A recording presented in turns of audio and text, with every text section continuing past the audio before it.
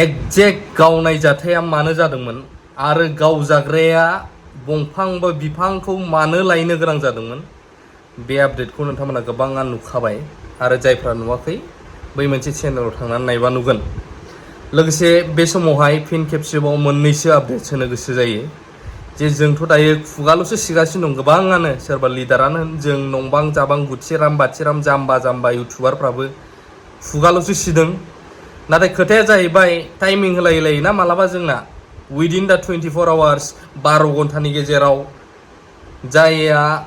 Real दायनिगिरि बेखौ हमनांगौ नाथाय मालानि समाव हमगोन। फिन खेबसेबाव बे समाव गासैनिसिमबो अननाय आरो सिबिनायखौ बावहरनानै अन दा स्पट खौरां होनो नाजादों। जोंहा जोंनि स्टेटआव बिसिबां खम समनि गेजेरावनो हाजारनि खाथियाव एक्जेक्ट बिसिबां नाम्बार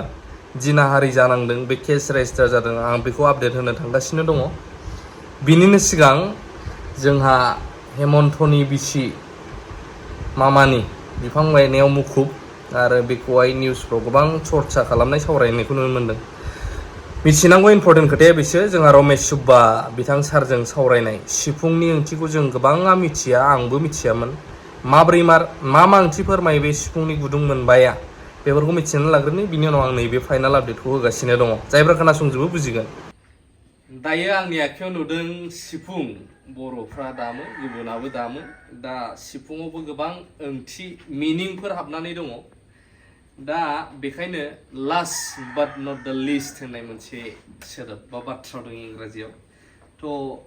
खिथानानै होदो सार सिफुंनि बेलायावबो बे मोनसे सिफुङा गुदुङा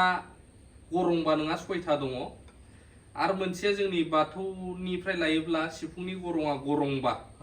थ' बेयावहाय मा ओंथि हाबनानै दं फोरमायदो। दा जोंनि बर' हारिनि दामग्रा देग्रा रंजानाय समावहाय बाहायग्रा सिफुङा गुदुङा मोनबा थायो आरो मालाय हारिफ्रा बे जायगायावहाय 6था गुदुं सुफ्लंदों। दा जोंनि 6था मानो 6था जायाखसै मोनसे खम जादों गुबुन हारिनिफ्रा बिनि जोंनि गोथौ खोथा दङ। बे गुदुं सुफ्लंनायनि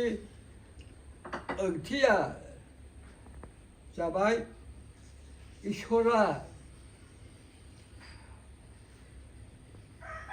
जे हा दै बार अख्रांखौ सोरजिदों बे सोरजिदों बोरैहाय बे राव मोनोबा बुंनानैहाय सोरजिदों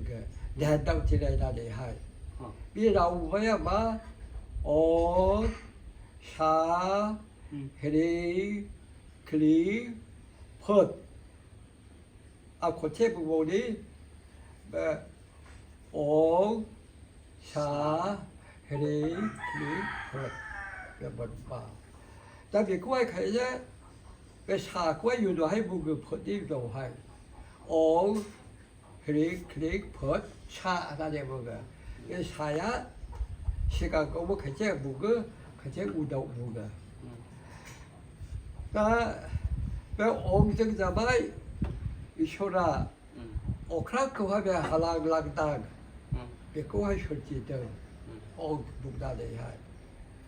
दा साजों सान माइ अर्थात अरखौ सोरजिदों बे सान हाथरखि बेफोरखौ सोरजिदों। दा हिरिं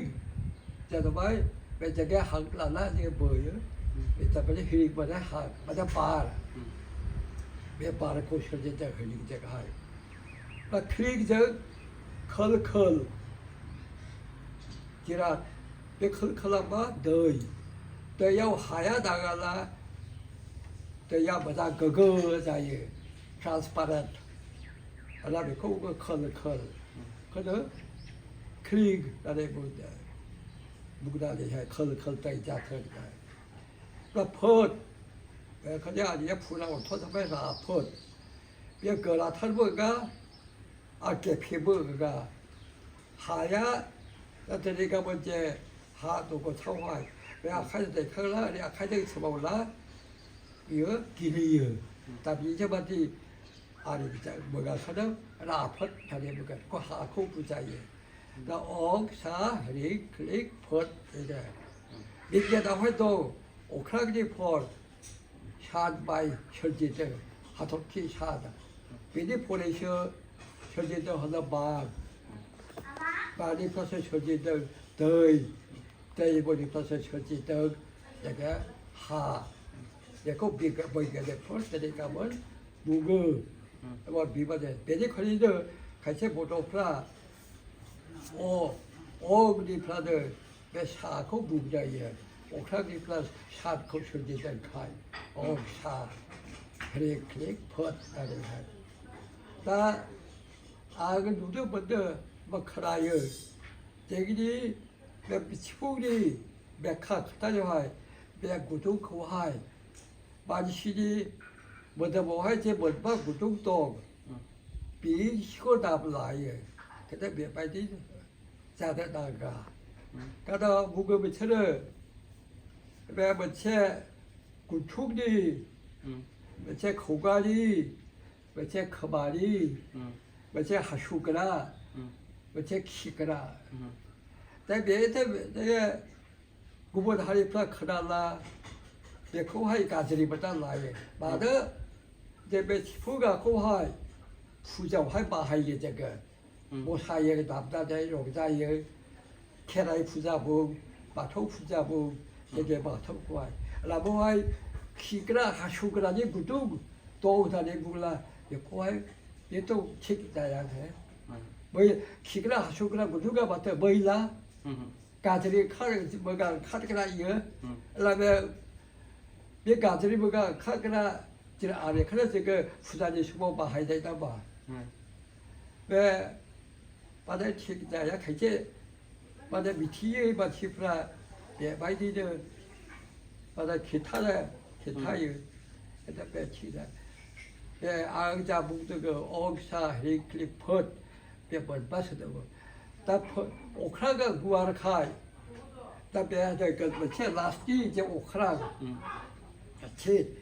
बे गोजानसिन जायो गेपसिङा गुवार जायो बे गोजौनि गुदुं मोनथामा खाथै बे उनजे बिदि एसे गोजानावहाय जादों गोजान बे अख्रां माने बिस्तृत बियो एक्सटेन्डेड प्लेस जाजोब्बाय बियो दा बेवहायनो बेखायनो बिसोर सयथा बानायो आरो बेखायनो बै गुबुनफ्रा सयथा बानायो सयथा बानायो बे मिथिरोङा थ' नोंथांमोना खोनाबाय बे जाहैबाय बिथां गेदेरमाया सासे फोरोंगिरिबोमोन सिगांनिफ्रायनो आजिरा मोनबाय बेंगलनि मस्ट सिनियर बुंनांगोन दायो बोरायफोरनि लिस्टआवहाय गोरों हिसाबै 93 इयार्स जानोसै बिथाङा दासिमबो मेगना ओरैबायदि रेडि थ' खौरां बायदिब्ला दासिमाव 243 डेज 243 साननि गेजेराव आसामाव बा जोंनि स्टेटआव टटेल केस रेजिस्टार जादों जिनाहारि बा रेप जानायनि 639 639 आरो रेजिस्टार जायैफ्राथ' दंबावसै नाथाय मानो बारानिफ्राय बारा जागासिनो दङ बेयाव मेनलि आं सानो जोंनियाव धोरोमावथ' एसे खम जालांखाबाय गोबाङा आरो सेक्सुवेल एजुकेसन जायखौ होनो जोङो बेखौ जोंनि मानसिफ्रा गोबांनो खोनायोब्ला मा बुंखो बेबायदि सानो नाथाय बैफोरखौबो जोंनि गेजेराव नांसिगौ एवारनेस हिसाबै इम्परटेन्स हिसाबै गामियाव गोरोंफोरखौ लिंहरनानै माखासे प्रग्रामफोर खालामनानै जों एवारनेस होनाया गोनांसिन आं सानो आरोना बेखिनियानो आपडेटआ लाभ इउ अल नुलांबाय थाबावगोन मोनसे गोथां नायदों